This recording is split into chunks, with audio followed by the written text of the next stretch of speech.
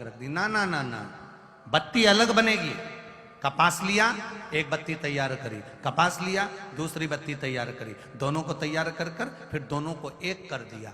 अर्थात शिव और शक्ति दोनों को एक हो। ये दोनों की शक्ति से जो कार्य मेरा अटक रहा है, जो कार्य में मुझे तकलीफ आ रही है, ये दोनों मिलकर उसको पूर्ण कर दें। वो अब दुनिया के लोग उसको समझें जरा अच्छे से कि 108 बत्ती लगती कहाँ है। तो प्रयास करो किसी नदी का तट हो, और बहुत ध्यान देना, पवित्र नदी गंगा, यमुना, सरयू, क्षिप्रा, मंदाकिनी, नर्मदा, जितनी पवित्र नदी होती हैं, इन नदियों में आप लोग एक बहुत बड़ी गलती करते हो कि दोने में दिया लेते हो और दोने में दिया लेकर उसको रखकर और आप नदी में दिया जलाकर बहा देते हो। शिव महापुराण की कथा इसकी महत्वता नहीं कहती। शिव पुराण कहती है गंगा माँ है, नर्मदा माँ है, क्षिप्रा माँ है, सरयू माँ है। तुम्हारी सास कहीं बैठी हो, एक काम करना, जैसे तुम गंगा जी में दिया रख देती हो पानी में, सरयू जी में दिया रख देती हो पानी में, उसी तरह सास के सिर पे दिया जला के धर दो। बोलो, धर सकते हो? जब धीरे धीरे दिए में आग लगेगी, दिया जलते जलते दोने में आग लगेगी, दोना जलेगा और तुम्हारी सास का फिर सिर जलना प्रारंभ होगा। अच्छा लगेगा? नहीं। गंगा में दिया छोड़ा, दिया जलते जलते हवा में दोना जला, दोना जला तो वो गंगा का जल में चोट पहुंची। गंगा कहती है तो पुण्य कमाने आई थी और मुझे आग लगा के जा रही है। पवित्र नदी को शुद्ध रखिए, उसमें पवित्रता का विशेष ध्यान रखिए। यहां तक शिव महापुराण की कथा कहती है अपने स्नान के कपड़े भी अगर तुम घाट पर किसी के कहने पर छोड़ कर आ रहे हो, कई लोग, कोई कह देता है तुम्हारे ऊपर ये रोग लग गया, तुम्हारे ऊपर ये बीमारी हो गई, नदी। अब जो आप लोगों ने देखा कि 108 बत्ती का उन्होंने दीप बनाया और गंगा जी के घाट पर, यमुना जी के घाट पर, या शिवालय में, देवालय में, कहीं हनुमान जी के मंदिर पे, कहीं राम जी के मंदिर में, कहीं कृष्ण के द्वार पर, कहीं पवित्र जगह पर, तीर्थ में उसको लगाया।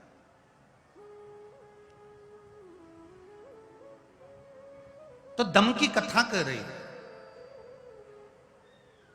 कालिंग राज के राजा दम ने ये 108 बत्ती का दीप क्यों बनाया? आखिर इसको जरूरत क्या पड़ गई?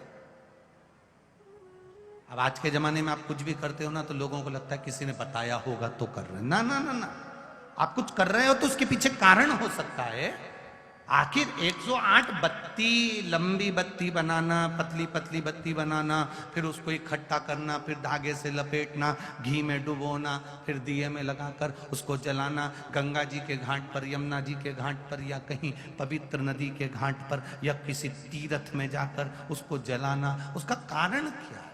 जब तुम्हें लगे कि 4-5 बीमारी घेर रही है, जब तुम्हें लगे कि ये तकलीफ आ रही है, जब तुम्हें लगे चारों तरफ से किसी ने घेर लिया, तब फिर किसी तीर्थ में, किसी नदी की पवित्रता में, किसी धाम में, किसी प्राचीन शिव मंदिर में, किसी देवालय में, किसी शिवालय में फिर जाकर फिर उस दीप को कहकर बाबा दूर, मेरे भगवान से दूर, बहुत दूर।